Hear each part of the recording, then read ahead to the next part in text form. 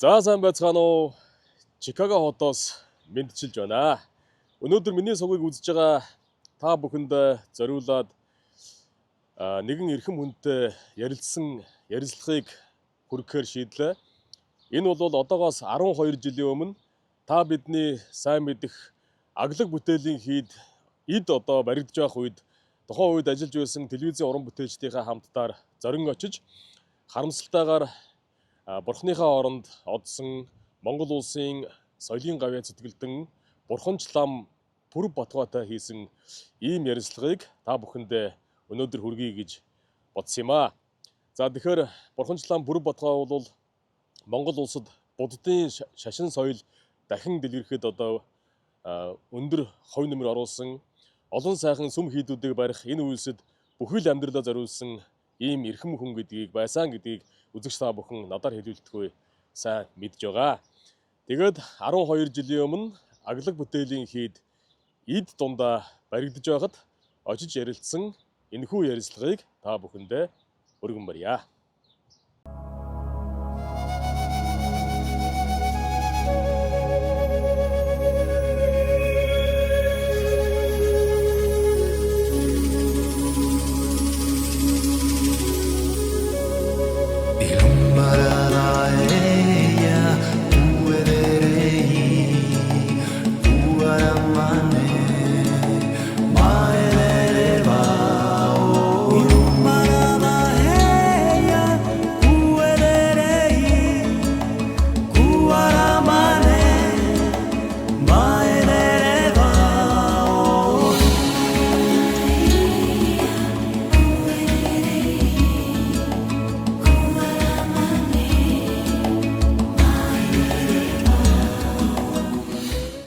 Уран бүтээлчд бид Төв аймгийн Борнуур сумын Далын ям гэсэн энэ сайхан үзэсгэлэнтэй байгальтай энэ сайхан газар ирсэн байна. Ингээд өнөөдөр үзэгч та бүхэндээ танилцуулах манай хүндтэй зочноор соёлын гавьяа зүтгэлдэн Бурханч лам Пүрэв Батгайг бид урьсан юм аа. Ингээд танд үзэгчдийнхээ өмнөөс энэ сайхан намрын өглөөний мэнд хүргэе. Та сайхан намарчж байна уу? Сайхан дөө, сайн байна уу. За. Тэгээд хойло амралтын өдөр өглөө үзэгчтэйгээ уулзж байгаа энэ амрын өглөөний тухай энэ өглөө одоо таны хувьд яаж эхлэв? Мэдээж ажил ихтэй байгаа юм байна. Тийм ээ, би энэ Далын яманд шинэ нэг сайхан хийд байгуулж байгаа маа тий. Тэгэл энийхээ ажлыг л энэ олон сайхан хүмүүстэй хамт нийлээл тэгэл барайл ажиллаад сууж энэ да тий. Тэгээ хойло үзэгчтэй энэ сумынхаа тухай энэ ажил хэзээс эхлэв? Энэ тухайга дэлгэрэнгүй ярьж өгөхгүй юу гэж хүсэж байна. Би энэ Борнуур суманд өссөн байгаа мó тий. Тэг ямар ч байсан энэ нутаг орондоо нэг сайхан үлдэцтэй ялангуяа тэгээд бүтээл бяцлаглыг гололсон аглагийн нэгэн хийд байгуулъя. Шашин соёл сэргэж байна гэж бодоод энэ газрыг багадаа би энэ урд ам аманд нь хонь хариулаад явдаг гэсэн юм уу тий. Тиймээс энэ газрыг мэднэ л дээ бүр багаас энэ хавьд ингэж өсч төрсөн болохоор зэрэг ялангуяа манай энэ Далын ам бол ерөөсөө л их өвөрмөс газар да. Далын аршаан гэдэг нэртэй эртнээс их аршаанчд ирдэг. Хотод элэг цусны аршаан дод хөлдөө байдгийг. Мөн бас энэ далан булгтай учраас Далын ам гэд нэрлсэн гэдэг бас хуучууд ярьж л байдаг юм тий. Ямар ч байсан энэ уул ханга ус сайхан жигдэрсэн ийм гоё үлдэлтэй газар байгаа маа тий. Тэгэл энэ газрыг л сонгож аваад ингэ сууж ин да тий. Юмаа байгуулад одоо ч ер нь тал дээрээ гарлаа да. 10 сар ихэд өнөхдөө баг ажил шуурсан хандах ба. Эхний ээлжинд бол тий. За тэгэхээр одоо энэ сүм маань яг одоо зориултын одоо зүсгтэй олон бол мэдээж ирж болно. Хамгийн гол одоо таны зорьсон зорилго одоо юу вэ? Тэгээ хамгийн гол нь яхаа зүгээр энэ манай буддийн шашин дахин сэргэж байгаа энэ дөрөвт үед бол бид нар шашныг зүгээр нэг зан үйлээр нь зүгээр бас нэг ердийн нэг маягаар тийм ээ ёс заншил төдий шүтээд байх биш. Өөрийнхөө сэтгэлдээ түүнийг бүтээж үн тус эрдмийг нь аваасаа л гэж бодсонд бол энэ сүм хийдийн гол тийм юм зориулж босгож байгаа юм. Энд лам нар бол ерөнхийдөө энийг дагалдаад нэг 10-аад жижиг бяцлаглын бас байшингууд баригдах юм аа. Ганцаараа ингэ сууж бас сар жилээр тийм ээ бүтээл бяцлал хийхтэн зориулж бас ирж байгаа нийт бас ерөнхий сүсгтэнгүүдийг бас Бас энэ бясалгал бүтээл хийж сурахад нь бас зориулж бас энэ хийдийг байгуулж байгаа учраас энэ хүмүүст бас тийм үйлчлэгээ үзүүлэх тийм бас болцооны талаас нь бас анхаарч байна л да тий. За тэгэхээр миний хувьд бас бодлоо энэ за төв газар одоо мэдээж одоо манай нийслэлд маань сүм хийдэд олон байдаг. Энэ ийм одоо сайхан ийм хангаад ирээд ийм аглаг уулын бэлд одоо хотын дуу чимээ тэр их нервэс ингэ салсан ийм газар одоо ийм сүм ингэж баригдсанараа бас үнэхээр их сайхан одоо хүн ирээд за баг хонохгүй явсан гэсэн нэлээ ядаргаа тайлагдахаар ийм сайхан газар байна. Тэгээ та бас Булган аймагт бас урагшаа говь руу бас нэг ийм сүм барьж байгаа гэсэн тий. Энэ тухайгаа бас ярьж өгөх. Яг гоо тий ажил их хэлжил байна. Тэгээ зүйл болно ч тий. Энэ зуны хувьд бол таны хувьд бол бас амралт их багтаа байсан. Ажил ихтэй л өнгөрсөн үү? Тийм шүү дээ. Энэ зун ер нь их сайхан зун болж өнгөрлөө тий. Ярихгүй ер нь урд гарч байгаагүй тийм л их сайхан зуншлага говь хангаагүй юм байна шүү дээ тий. Бараг нутаг орон болгоных нь л баяр хөөртэй тийм ээ. Үс хадлан элбэгтэй мал эднээс тарга твээр авсан цэцэг жимс бүгд төл бүрээрээ дэлгэрсэн ийм сайхан зун боллоо тий. Тэгээд энэ удирлан дагаад угаасаа тэгээд хүний сэтгэл бас сайхан байдаг хойно. Сайхан байна тий. Хүний сэтгэл сайхан байвал тэгээд ажил үйлсэн дэмжтэй байна. Тэгээд улс их орон цаашаа хөгжихийн цомдон байх тий. Сайхан байгаль дэлхийн хүртэл ингэ сайхан ивэж байна манай улсыг. За тэгэхээр та ер нь яг энэ газрыг яагаад сонгосон бэ? Миний бодлоор бол бас нэг тийм жирийн газар биш байх гэж санагдлаа. Тий. Би энэ Борнуур сумын төвд нэг сүм байгуулсан юм аа тий. Нөгөө бол энэ хөдөө орон нутгийн сүм хийд ямар байх вэ гэдэг нэг жоохон тийм завгар маягаар бас үлгэр жишээ болгох юм гэсэн санаатай. Ер нь шашин сүм хийдийн гол зорилго бол соён гэгэрүүлэх нь хамгийн их энэ дөрвөний зорилго шүү дээ. Аюу нэгэн одоо хэрэггүй зүйлсээс тийм ээ ангид өөртөө хэрэг болох хүний одоо амьтан болгоны л гол зам бол амар амгалан байхын төлөө өөртөө амар амгалан бүтээй гэвэл сэтгэлийн одоо зовлон гарагч мууг юмуудыг дарж тийм ээ эрдэн болгоныг өөртөө цогцлоох нь чухал. Тийм учраас энэ талаар одоо зөв соён гэгэрүүлэх энэ их чухал үүрэг. Хоёр дахь том үүрэг нь бол альва нэг ядарсан олонд тийм ээ туслан нэгүүлсэх энэ хүмүүнлэгийн үйл ажиллагаа явуулах юм хоёр том зорилготой юм л да. Ялангуяа хөдөө орон нутгийн одоо сумдуудад бол лам нар олноор бий болж чадахгүй угаасаа тийм ээ. Тэгээд ч бас янз бүрийн одоо бүрэн цогцсон шашны үйл ажиллагааг бас номын сорн явуулаад байсан ч бас жоохон тийм хэцүү шттэ тийм. Ямар ч байсан. Тийм учраас энэ хөдөө орон нутгийн сүм хийдүүдэд ламын олон төнөөс хамаарахгүй нэгэн сайхан л одоо тийм хувраг хүн байж хатал тэр сүм хийдийг бүрэн гүйцэтэн одоо хүмүүст хүртээмжтэй авч явах тийм нэг одоо тийм загварыг бий болгох гэж зорж байгаа юм л да. Тэгээ одоо сүм хийд дээр номын сан бий болгосон юм.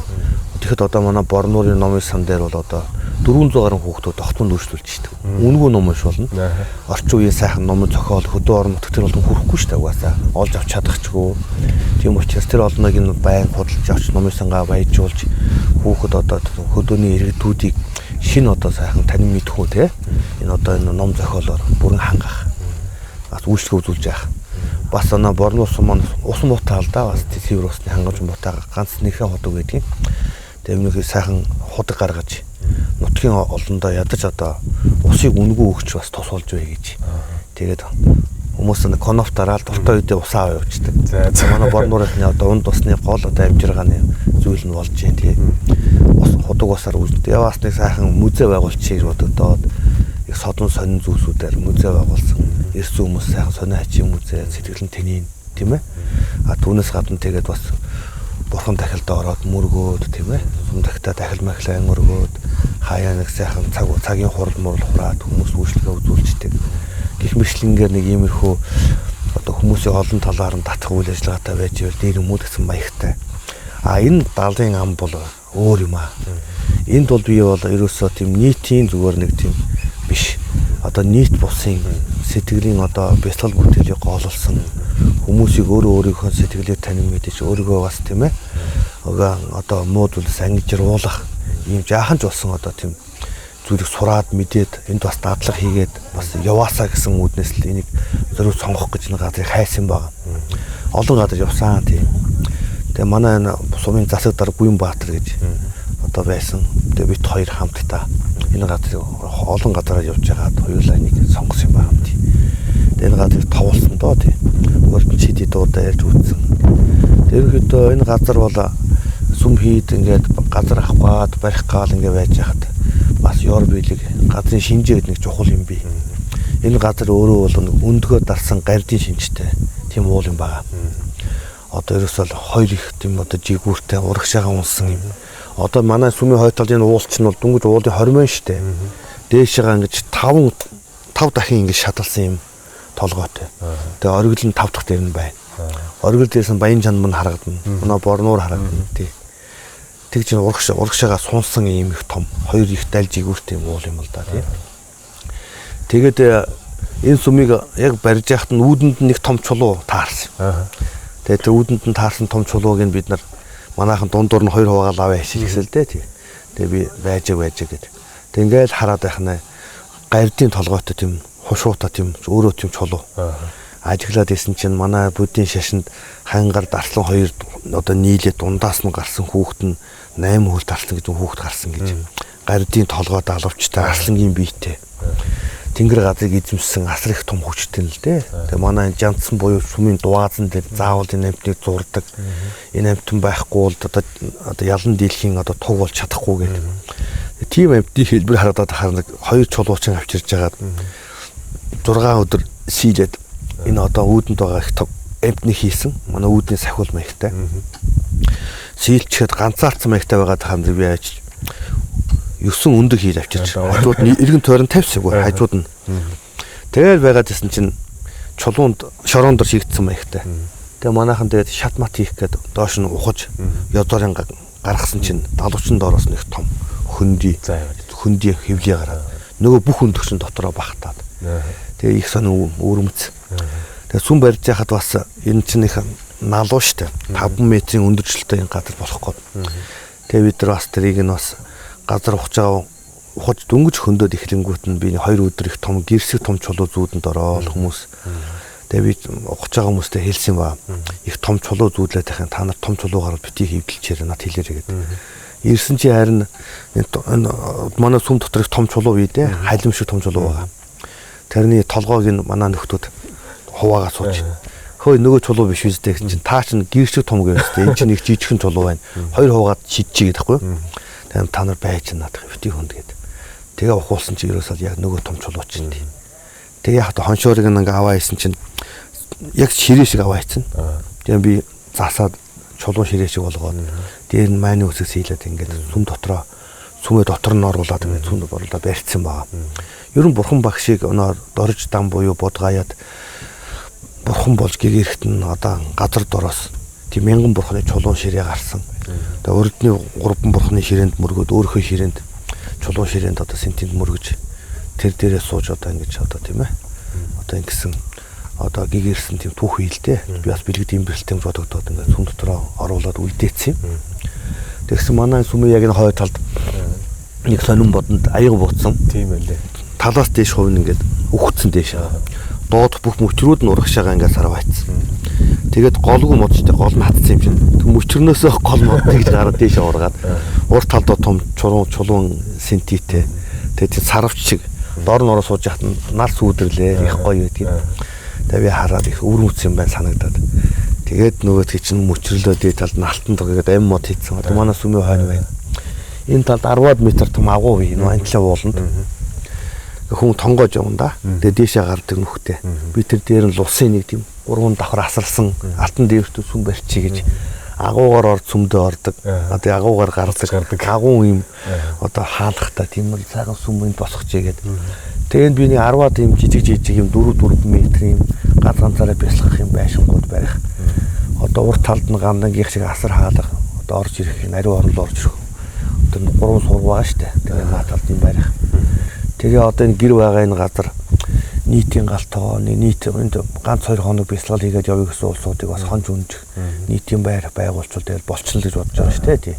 Тэгээ ерөнхийдөө дандаа ийм маягаар ингээд чиглэлчээр явнгаа сайхан болох бах та. Тэгээ энэ сүмийг ерөнхийдөө бас нэг чаналтай байлгаж бодоод цэвэр модоор байсан.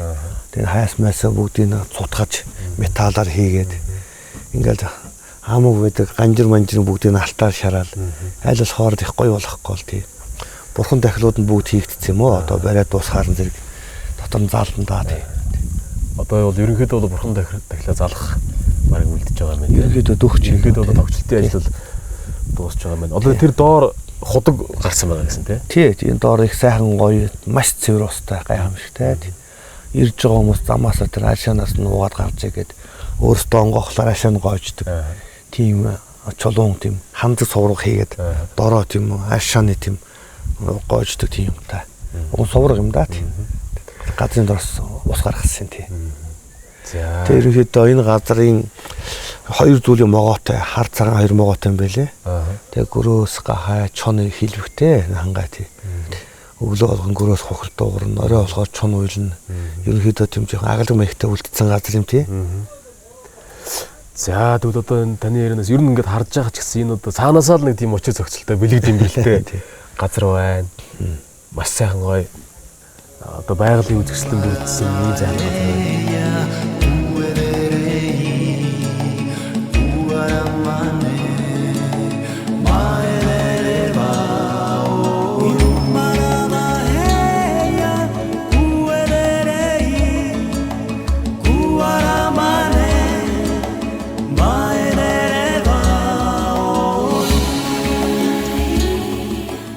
Уран бүтээл бидний хувьд ч гэсэн одоо бас ажиллаа хийж явж байгаа хажуугаар энэ сайхан газар хийж хотын одоо шууган чимээнээс холдож бас сайхан амралт болж байна.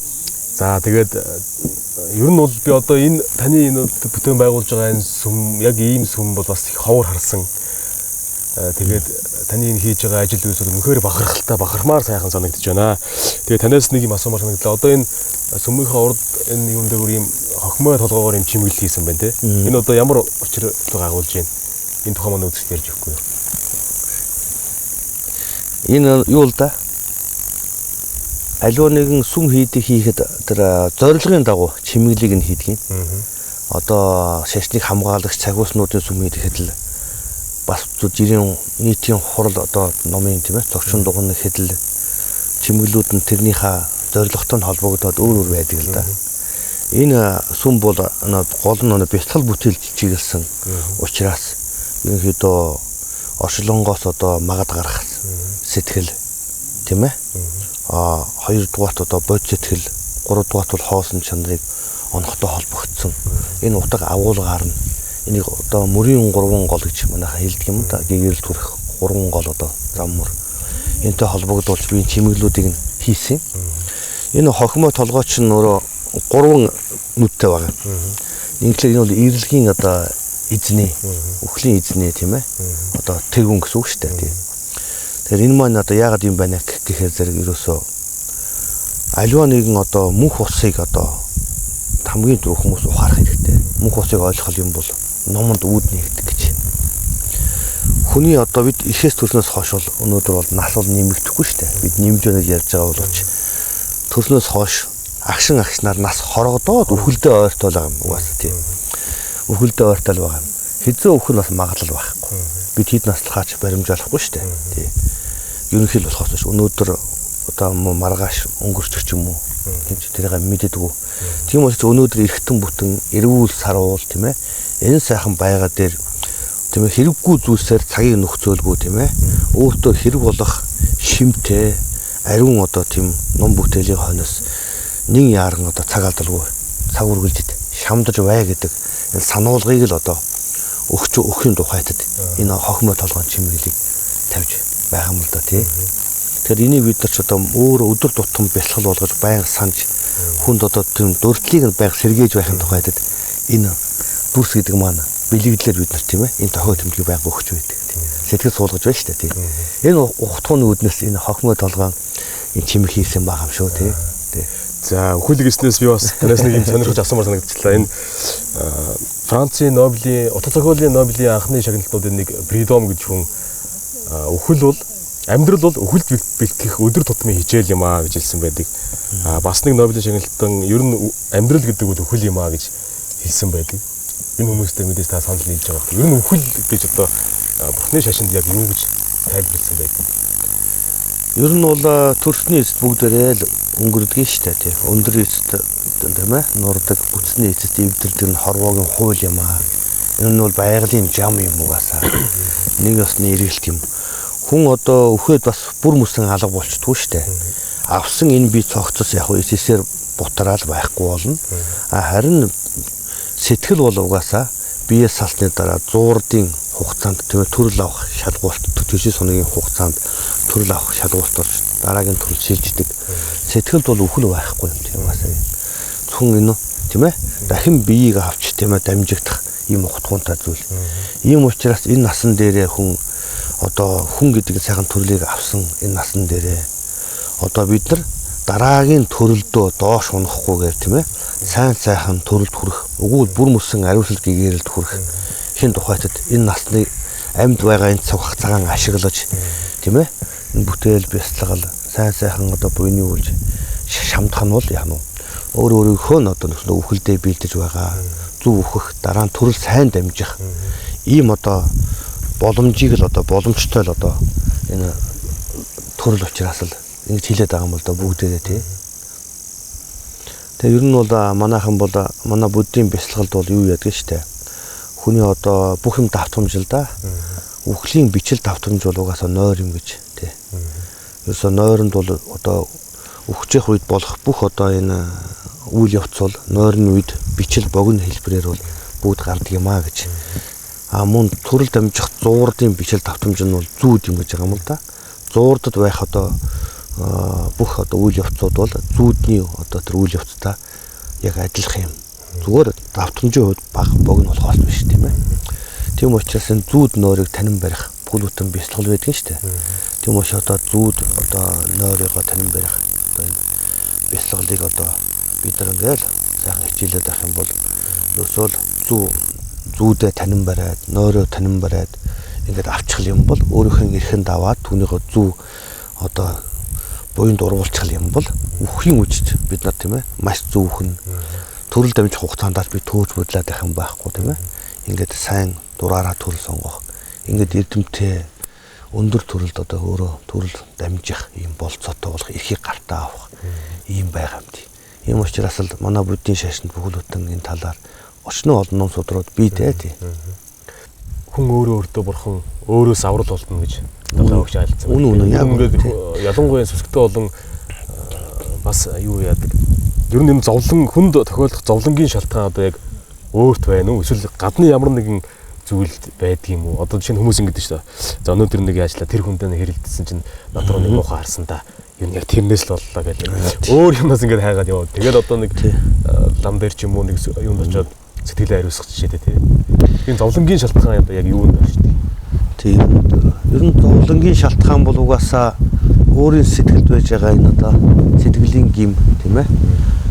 Энэ нисванс гэж бид нэрлэдэг юм да. Энээс л үүдэлтэй юм шүү дээ тий. Тэгээд зовлон бол үнэн. Тийм ээ амьд хүн өвдөн тийм ээ. Тэр чинь хүн тойрч гарахгүй шүү дээ тий. Төрөн тий. Өтлөн энэ бол орчлонгийн 4 их зовлонгийн далай гэж нэрлэж байна. Тэгээд хүний орчлонд 8 их зовлон бий угаасаа тий. Энэ болгоныг бас тойрч гарна гэж байхгүй тий.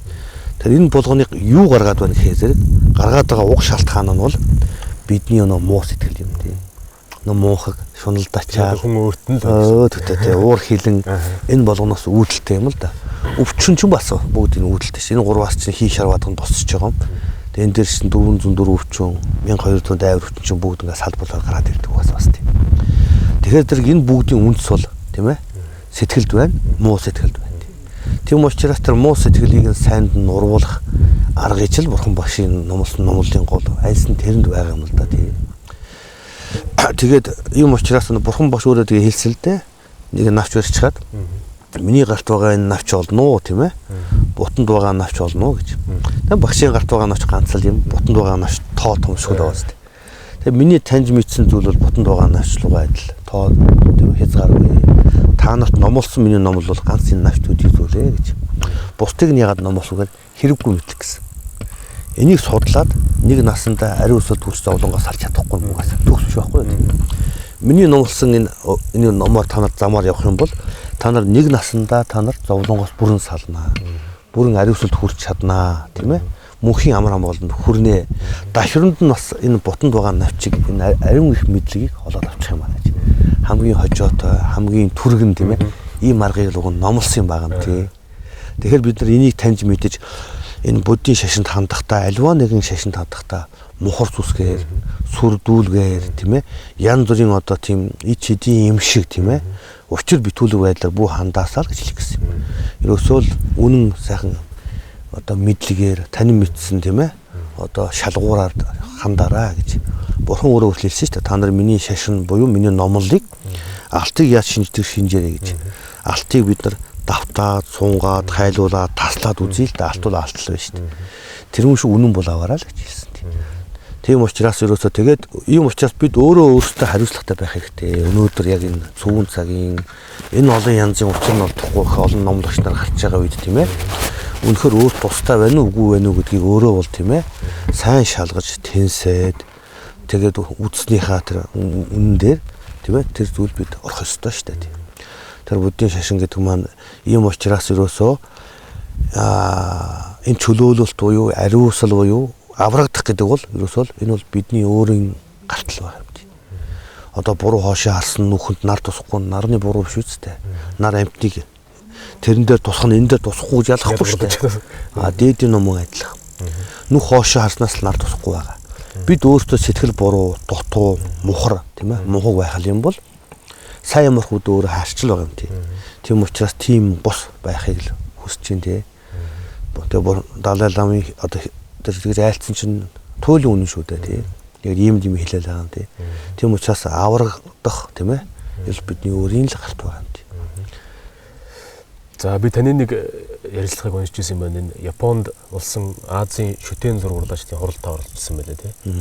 Тэгэхэд энэ Монголын шүтээн зураг, Монголын энэ бурхтын зургийн өмнө зүгээр л нэг Аз дахь төвдийн одоо шүтээн зургийн хэлбэр гэсэн тайлбар тавьсан байсан. Тэгээд одоо энэ тухай та өөр энэ бас байр суурь илэрхийлээ тайлбар хийхэд их Монголын соёлын өмнө одоо хөлчлөчий гэсэн цуцаа юм уучлалт хүссэн бичиг ирж ийсэн гэсэн. Энэ тухайга манай үзэгчдээс ярьж өгөхгүй. Тийм ээ. Тэр бол одоогоос 4-5 жилийн өмнө хаа. 5 жилийн өмнө. 5 жилийн өмнө тий. Энэ Японд байна Азийн шүтээн зургийн одоо тийм урлагийн талаар олон улсын том хурал болсон юм. Киото хотод болсон юм а тий. Тэгээд тэр хуралд намайг өрсөн юм а бүтэн жилийн өмнөөс. Тэгээ би очил доо. Тэгээ би Монголын сонгодог урлагийн талаар ярих гэж байна үндэсний урлагийн талаар. Тэгсэн чинь Аз дахь шүтээн зургийн хэлбэрүүд гэснээр дотор нь Бутан, Төв, Ским гэдэг оруулсан. Тэгээ би тэр хурлын зохион байгуулж байгаа Осакотын буддийн шашны их сургуулийн тэр одоо удирдах зөвлөлд нь хандаж би одоо Монголынхоо одоо энэ уламжлал урлагийн талаар ярих гэж ирсэн чинь төвдийн салбар урлаг гэсэн юм дор тавьсан байх юм. Гэт тэгсэн чинь та нар шашнаа төвдөөс авсан, төвдөр номоо хшдаг. Та нар Эрдэнэтэд бас тэр хүлээн зөвшөөрдөг чи юу яриад байгаа юм. Тийм асуудалтай юм бол чи оногцсон цаг дээр наатайгаар өөрөө тайлбарлахгүй гэж. Ер нь тийм их тийм үл тоосон маягтай хандахгүй юу. Тэгэхээр зэрэг би ЭПИ гэж миний нэг шав байсан юм а Япон. Осака хотын Угсаатын зөв музейд ажилладаг эрдэмтлийн ажилт тийм Монгол улсын их сургуульд бас суралцж төгссөн залуу л да тийм. Тэгээ би тэрийг дуудаад орчуулагч болгоод тэгээд би ихтгэлээ өөрчлөөд тэгээд тэр оногцсон цаг дээр би ихтгэл тавих дээр ийлсэн юм чинь. Яг энэ хуралд оролцож байгаадаа баяртай. Гэхдээ энэ том эндүүрл гарч ийна гэж. Та нар нэг төв улсыг аралтаа хандуураад байгаа мааши. Гол модыг нь мөчр гэж хандуурж байгаа адилхан энэ том эндүүрл явж байна. Ер нь эрдэмтэн мэрэгдвэл гол одоо үүрэг бол аливаа нэгэн одоо эдрэ бодлонтой зүйлийг л тийм ээ. Одоо эдрэ бодлоныг нь гаргаж үннийг л хүн төрөлхтөнд зарлах үүрэгтэй байдаг. Би бас энэ хурлын зорилго бас тийм гэж бодож байна. Тэгээд аливаа улсын одоо үндэсний одоо сонгодог урлаг гэдэг бол энэ бол хамгийн тэр улсын тусгаар тогтнолын бас тэр улсын одоо оршин тогтнох хамгийн гол амин одоо сүлд сүнс нь болж явдаг. Иймээс үндэсний шашин, соёл, урлаг эднүсээ улс орн болон хуульчлал хамгаалдаг.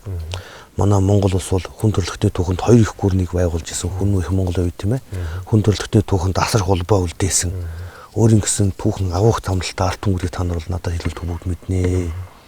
Өөрийн үндэсний хэлтэй бичиг үс гэхэд одоо тийм ээ бараг 4-5 бичиг үсгийг хуульчлан хэрэгжилжсэн соён тийм ээ хуучин Монгол тэгээ тоод дөрвөлж үс гэж хүн төрөлхтний хааж байхгүй бичиг үсгийг зохиож тийм ээ оролцож байсан өөрийн гэсэн ийм их одоо уламжлалт юм одоо соёлтой ард түмэн ийм улсын соёлыг та нар нэг улсын даавар дайвар соёл шиг болгож байгаа юм бол энэ бол асар их том эндүрл мөн бас одоо асар их тийм одоо буруу зүйл болж байна гэдэг.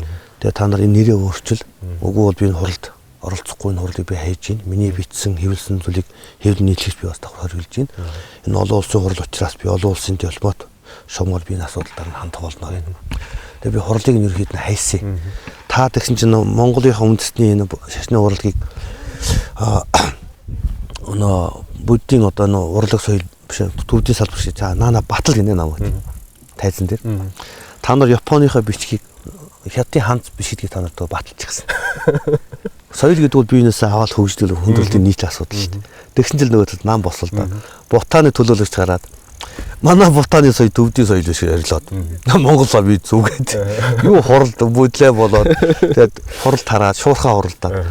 Тэгээд сүүлдээ нөгөөдөл чинь буруу хүлээж. Одоо бид нэрээ өөрчилсөн. Аз дахь шүтэн зургийн төрөл зүйлүүд гэдэг Монгол төвд Бутан схем гэдэг. Тэгээ одоо ингээд уушлахугаад хурал дахин оролцохыг хүсээд. Тэгээ албан бичгээр тэгвэл би оролцъё гэсэн. Тэгээд их Монголын соёлын өмнө хөлтөл өтсөн над бичгийн цаас дүрэн тамга бичгтэй албан бичиг өгч. Тэгээд хуралд оролцож исэн тий. Ер нь улс үндэстний оршин тогтнох яг тэр үндэстний онцлог байх соёлтой л сашгүй болбоо. Тэр нь ингээд надад ингэ санагдж л да. Тантай ингээд сайхан уулзаад үндэснийхээ өв соёлын тухай төв шашныхаа тухай ярьж байгаа надад үнэхээр бахархалтай сайхан байна. Тэгээд тань шиг одоо ийм хүн их олон байгаасаа гэсэн бодол надад өөр ирэхгүй төрж байна. Тэгэхээр ийм асуумаар санагдлаа. Ер нь энэ Монгол хээ явуулц гэдэг юм уу? Монгол одоо энэ шүтэн зураг энэ Монгол үндэсний зураг гэдэг одоо мэдээж одоо хэлэхэд өөр хаанч давтагдахгүй, хаанч байхгүй ийм сайхан бидний одоо өв дээдсийн сайхан өв соёлоо. Тэгэхээр одоо та энэ яг энэ өөрийнхөө хийж байгаа одоо бүтээл төрөлийг үргэлжлүүлээд аваад явах их шав бэлдэж байгаа юм. Би чинь 2003 оноос энтекээс ирснээс хойш сургууль байгуулад өнөөдөр хүртэл би 84 хүүхд сургасан байна. Өөрийн гараараа. Тий.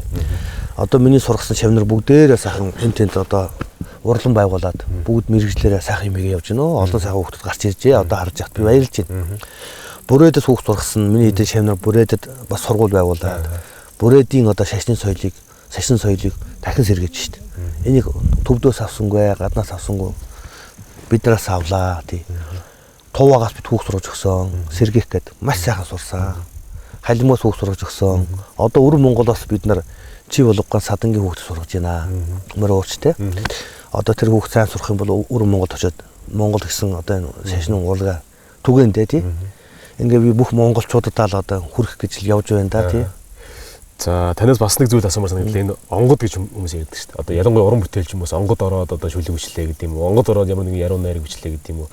Одоо жишээ нь бурхан бүтээхэд одоо Монгол шүтэн зураг бүтээхэд заавал тэр онгод орж иж бүтээн гэсэн тийм асуудал байдгүй. Ер нь онгод орж иж аливаа уран бүтээлээ бүтээдгүй, уран бүтээлээ тойрож явах явцад онгод орохын тэр асуудал байдгүй. Энэ юу юм аа онгод гэж юу юм?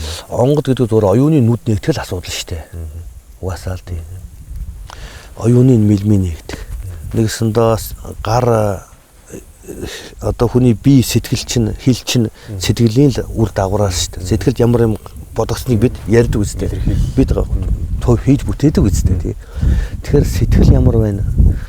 Сэтгэл зэгцтэй байх юм бол хэл яриа үйлдэл зэгцтэй байна тийм үү?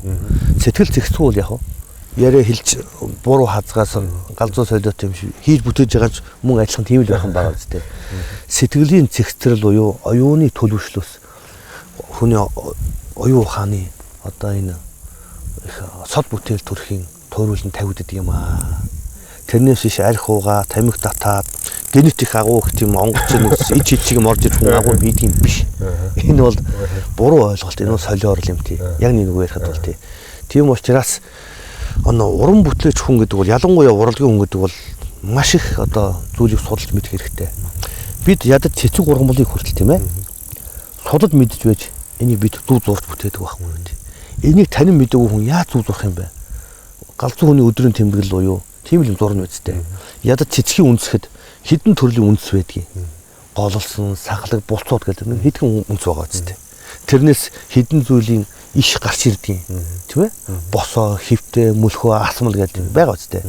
Тэрнээс энэ одоо салаа одоо энэ гişүүнүүд нь яаж гардгийг? Тоонолж, тавлж, цуграа ч юм уу гар нэгдэж эсвэл чагтан тий. Тэрнээс нь хэдэн зүйлийг навч гардыг гэдэг ч юм уу. Ингэж бид нар чинь нарийн бүтцийг нь судалж мэдж байж, түүнийгээ таньж байж, энэ маань өвөл хавар намар яаж хувирдаг юм. Өглөө өдөр орой яаж хувирдаг юм тийм үү? Амьдралынх нь явц, өдрийнх нь үйлийнх нь хувирлыг нь танин мэдж ойлгосны дараа түүнийг судалж зураад тэрнийхээ дараа бид нар энийг харин урлагийн хэлбэрт оруулахдаа дөхөмжлөх тийм ээ? Эсвэл хураах. Эсвэл дэлгэрүүлэн баяжуулах тийм ээ? Хитрүүлэх. Янз бүрийн одоо юм урлагийн айдам хэмнэлээр бид нар өөрчилж тэгтээ энэ бол яг ийм л ургамал байна гэж танин мэдхээр. Тэгээ хүний ой ухаанд хамгийн сод хүрэхээр хитрүүл гэднүсээр тийм ээ? Бид нар ингэж бүтээдэг байхгүй юу тий. Тэгээ түүнийгээ дараа бид нар чинь одоо бэлэгдэл зүйд оруулж тийм ээ? Тэрний үндсэндээ зүү юм бүтээгдэг юм байна. Тэгээд зэрэгсэн урлаг хүн хэцүү байгаад амтан болгонд дурэхэд амтан болгоны аяыг бүх зүйлийг мэдэх хэрэгтэй. Дахианы нүдний одоо энэ цэцгийн ямар байдгийг, үнэгнийх ямар байдгийг, муурных ямар байдгийг ямар ялгаа чи мэдэх үү? Би мэдэхгүй шүү дээ. Бүгдийг тань мэдэх хэрэгтэй. Би ч одоо ингээд энэ амтыг судалсан даа бас. Бурхны тэг судлалны зам. Бурхны тэгчийг сонио шүү дээ. Хүний хурууг л хэмжээ, таны хурууны энэ хэмжээг би авах бодол яах нь. Би одоо таны өндөр нам, өргөн, бүдүүн, бүр дотор ихний хэмжээ би бүх зүйлийг би одоо 30 минутанд би томьёолоод гаргах. Тэгээ ийм том энийг ямар ч шинжлэх ухааны техникээр бид онцолж чаддаггүй байна. Гаргаж чадахгүй шин. Тэгэх чинь бурхны нөмөд ийм гайхамшигтай. Тэр шиг амьтны чинь бас нэг хэмжээг нь аваад яг хүн шиг бас ингэж бүх хуу хэмжээг нь гаргадаг. Энэ онлыг би бас зохиосон байгаа тийм. Энэ бол манай уламжлал оруулж байгаа шинэ хувь нэмрэлтэй хүн төрөлхтний уламжлалт нь байгаагүй онлын баг юм тийм. Тэгээс манай монголчуудын үүдээс уламжлалт тийм агуу юм байна шүү дээ. За тэгэхээр би танаас одоо нэг сахилгагүй ч юм нэг зүйл асуумаар санагдлаа. Энэ 2012 онд дэлхийн сонин шиг шинжлэгдэн шиг хүмүүс их яриад байгаас гадуур энэ талаар таны бодол юу вэ? За яг та 2012 онд цаг тооллын нэгсэнд бол хэмнэлийн шижилтэл асуудал юм байгаа шүү дээ. Өөрөнд иймэрхүү том хэмнэл давтамжинд тийм ээ оржил байсан, иржил байсан тийм. Тэр одоо ямар нэгэн өөрчлөлт гарах уу? Одоо энэ бас хүмүүсийн энэ ёрын асуудал юм да, ёр үйл гэж айхтар. Олны уг бас ортол байдаг тийм ээ. Бас энэ ямар л аштим амны бэлэгт аштим бэлэг гэж ярьдаг шүү дээ тийм ээ. Энэ ёроос ч бас юм их ёрлоод ивэл бас тэгээ түгээр л болно шүү дээ бас. Тэгэхээр энэ дээр бид нэг зүйлийг л ухаарах хэрэгтэй юм байгаа. Энэ 2012 оны тухай энэ муу цагийн тухай зөндөл хүмүүсийн номлож исэн багш нарын ирээдүйн үзүүлсэн бошгууд байна шүү дээ. Энэ олон бошгыг ингээд ажиглаад судлаа байж хахад хэрвээ яг нэг ярихад хувь хүн болгоны амьдрал өөрөө тийм цүүн байхгүй юу? Тийм биз дээ. Одоо та галч чадахгүй, та ангал хавцалд унахгүй, та осол аваарт орохгүй, өвчин эмгийг тусахгүй, та баталгаад хэлж чадахгүй юм дээ. Таны аюул чи өөрөө л ийм осолтой байхгүй. 2010 он битгий хэл маргааш хүртэл танд аюул байхгүй. Яг нэг нэг ханд бол. Хувь хүн дээр их юм бол.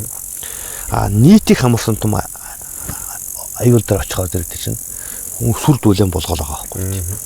Тэгэхээр таны амьдрал тохиолж байгаа энэ их муу юм би автахгүй байна гэвэл явъя гэвэл та өөрөө ухаантай, цэгцтэй, тийм ээ, болгоомжтой. Тэгээ өөрөө хүн ёсоо мэддэг. Тэгээд илүү дутуу юмд одоо мухар юмд автахгүй, оюун ухаанлаг байх юм бол та ирээдүйгөө хүртэл маргааш нөгөөдөр хэд наслахаа хүртэл та өөрөө зохион байгуулж болдог байхгүй. Тийм боломжийг бурхан өөрөө олгоцсон номлолоор.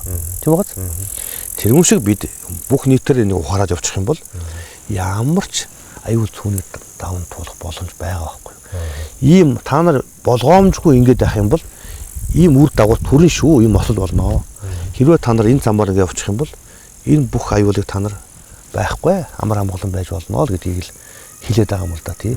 Тийм учраас бид их сүржигнээл тийм ээ. Янз бүрийн юм яриад биенийгаа айлгаал тийм ээ. Ингээд ах юм биш. Энэ бүх аюул угаасаа амьдрал байж байгаа юм. Түүний бид ялан давж туулахад зөвхөн бидний тийм ээ оюунлаг, ухаалаг, хүмүүнлэг тийм ээ ийм чанараар бид нар энэ бүгдийг сайхан болгож амьдарч болдго юм аа л гэдгийг л энэ нас үтхий хэл ирээдүйн бүх төрөл авалч болдгийг яриад байгаа юм тийм шүү дээ.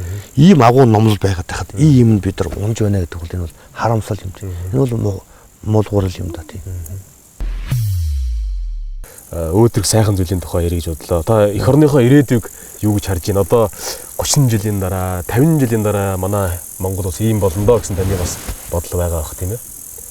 Би энэ замыг сонгосон нь бол ариусал гэгээрэл төрья тийм ээ сайн сайхан болёо гэдэг мэдээж энэ гол ухаан байгаа. Номч тэгж чиглүүлж байгаа.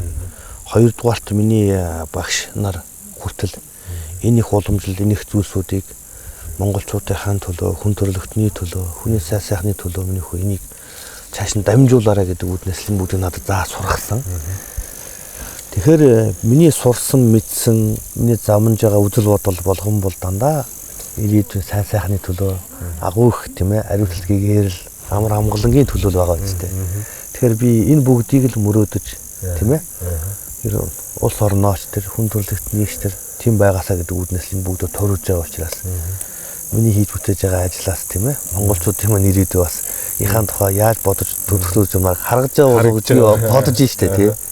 Яриад байх шиг үйлдэлээрээ харуулах нь бас их чухал гэж тий. Тийм л. За ингээд та бүхэн ярилцах цаг өндөрлөгтөө гэж байна. Тэгээд энэ удаагийнхаа ярилцлагын одоо төгсгөлийн хормыг одоо танд үлдээж байна. Та одоо нийт үзэгч түмэндээ хандаж одоо зүйл байна өө. За тий би ганцхан зүйл хэлэндээ байнга шилдэг юм. Хүний нас бол ахар штэ хэмжээтэй тийм ээ. Үххийн цагт бол бид нар бол юу ч авч явж чадахгүй штэ. Тийм ээ. Энэ бие хаяа явж байгаа улс чинь тий. Тийм учраас энэ амьдарч байгаа юу 100 хүрэхгүй насны жаргалын төлөө 1000 жилийн хилэнцэг би хураахгүй гэж бас хэлсэн үгүүд байдгийг штэ тий.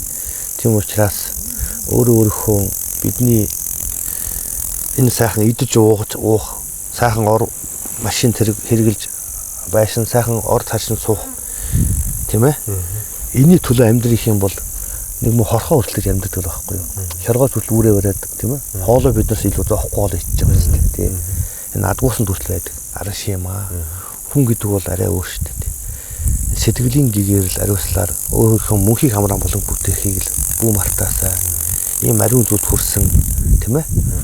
Бурхад тийм ээ бодсод байна. Бидний өвд эцсийн гэрээсэлсэн энэ ариун номлолыг сэтгэлээсээ бүх салгаасаа тийм ээ. Тэгэхээр энэ насныхаа амьдралынхаа зорилгыг илүү их ариун сайхан байлгаж хийж бүтээж олж хоримтлуулсан болгоно тийм ээ. Нийтийн энэ сайхан үр өгөөжийн төлөө хойноосоо буян дуудах үйлсийн төлөө зориулж байгаараа л гэж захих байна. Тэгээд хүн болгон Монгол иргэн болж төлөвшөхийн төлөө Монголын үндэсний шашин соёлоо тийм ээ. Дэмжиж тэтгэж суралцаж түүрээ бахархаж тийм ээ өрөвтэй хүмүүжүүлж байх юм бол бидний ирээдүй бол тийм ээ биднээс шалтгаалах тийм сайн сайхан байх оршин тогтнохын тийм үр доршин тогтнох энэ бүх үндэс маань эндээс тавигдсан шүү л гэж хэлэх байна л да тийм өөрийн хэлхүүтэй. За маш баярлалаа. Ингээд үзэгчтэй энэ удаагийн манай Нямгаргийн амралтын дугаар маань зарцаа шаагсан энэ сайхан намрын өдөр Төв аймгийн Борнуур сумын Далтын ам гэдэг энэ сайхан надад бол бараг л Деважин гэж бараг л ийм л байдаг байх гэж бодогдохоор ийм сайхан сэтгэл төрж байна. Энэ сайхан газар манай Бүрэг Батлан маань сайхан сүм босгож байгаа юм байна.